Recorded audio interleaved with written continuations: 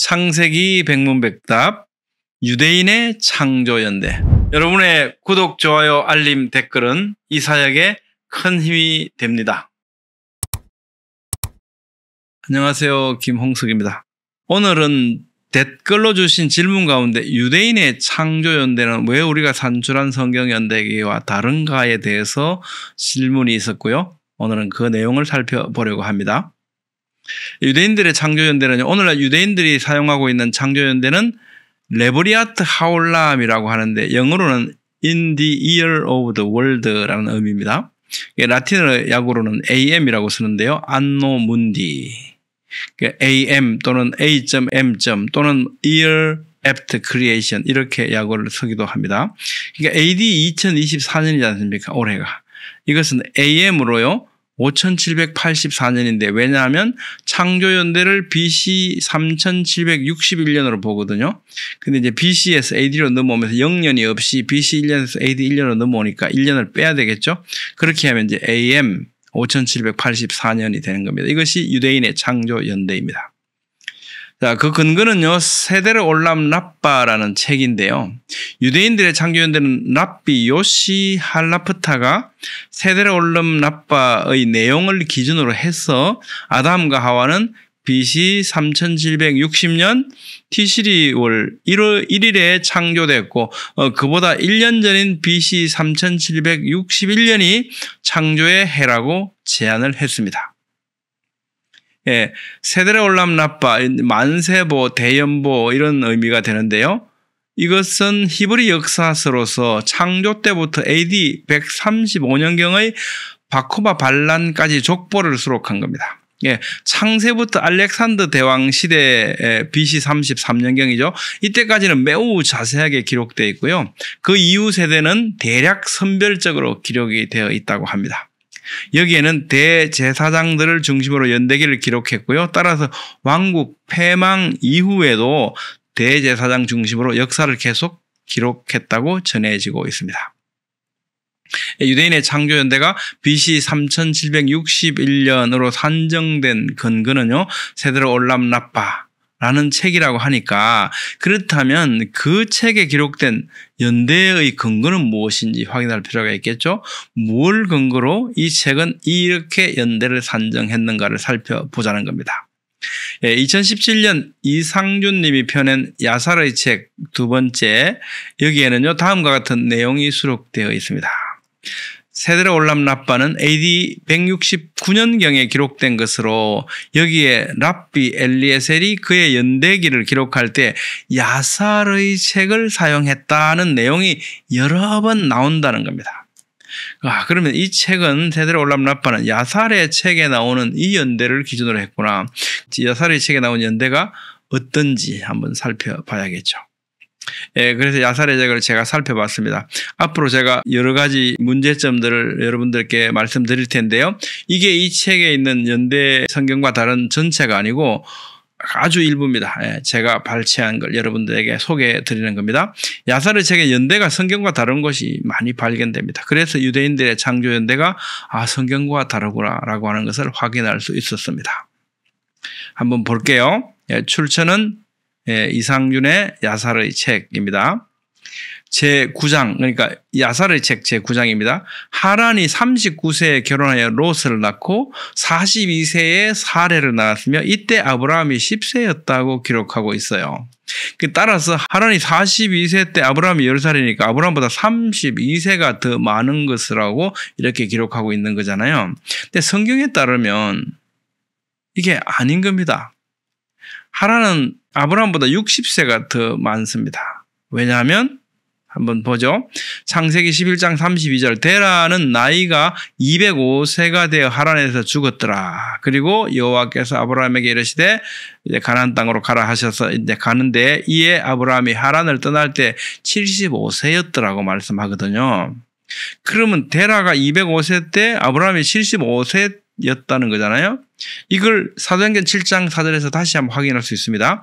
아브라함이 갈대아 사람의 땅을 떠나 하란에 거하다가 그의 아버지가 죽음에, 킹 제임스는 when his father was dead라고 번역했고요. NIV 성경은 after the death of his father라고 번역했습니다.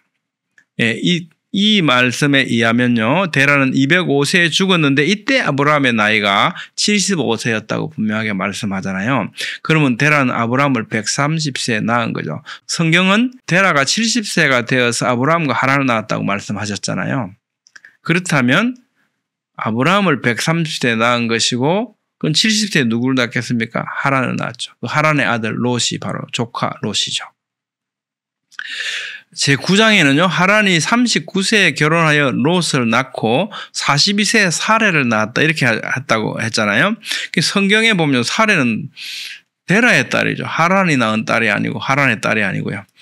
창세기 20장 12절 또 그는 정말로 나의 이복 누이로서 내 아내가 되었음이니라 이렇게 말씀하잖아요.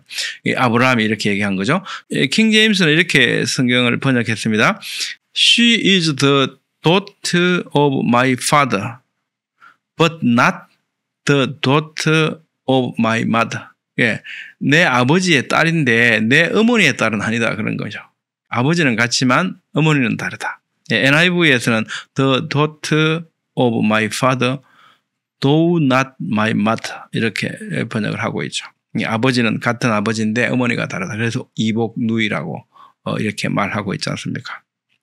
제9장에 아브라함이 10세 때 노아와 셈의 집에 가서 39년 동안 배웠다고 또 이렇게 기록하고 있습니다.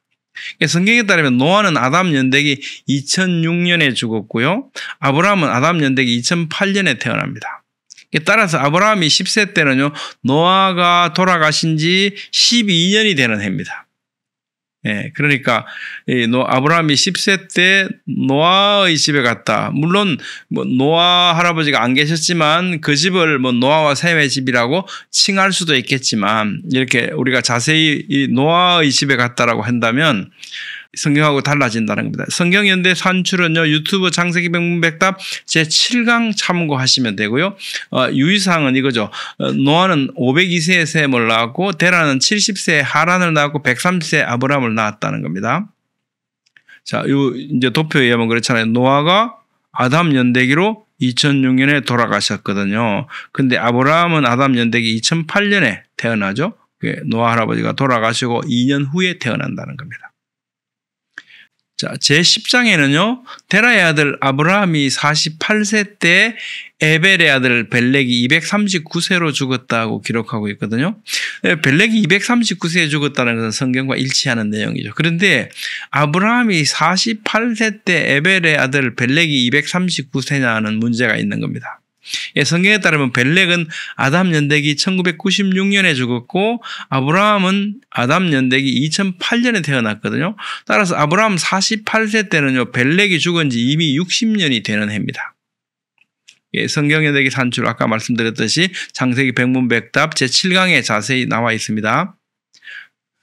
요약하면 벨렉은 아담 연대기 1996년에 돌아가셨고 아브라함은 2008년에 태어났으니까 성경연대기가 맞지 않다는 거죠. 62장에는요. 야곱의 아들들의 죽음에 대해서 기록하고 있는데 여기에 보면 이집트로 내려간 지 80년에 단이 120세에 죽었다.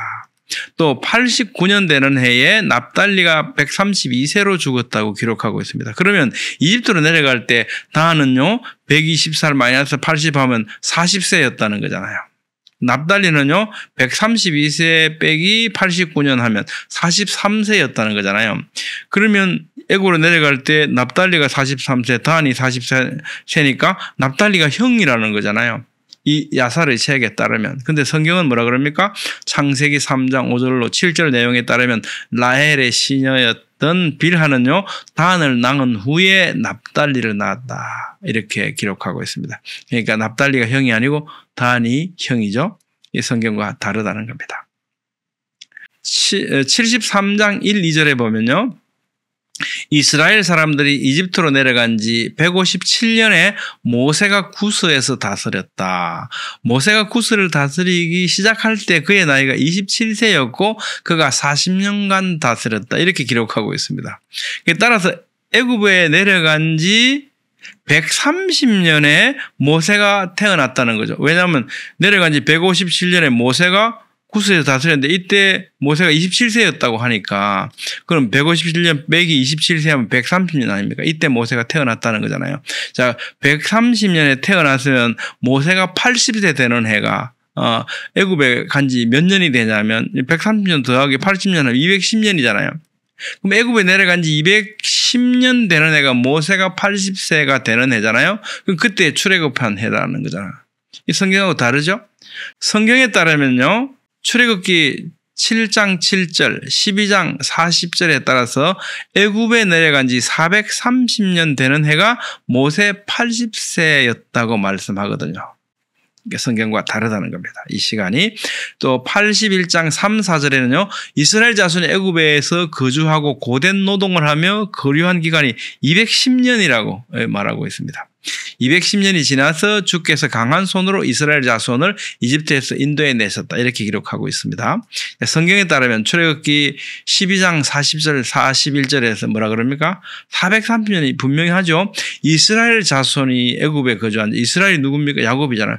야곱 자손이 애굽에 거주한 지 430년이라 430년이 끝나는 그날에 지금 그 기간을 강조해서 말씀하고 있잖아요. 430년 두 번 나오죠.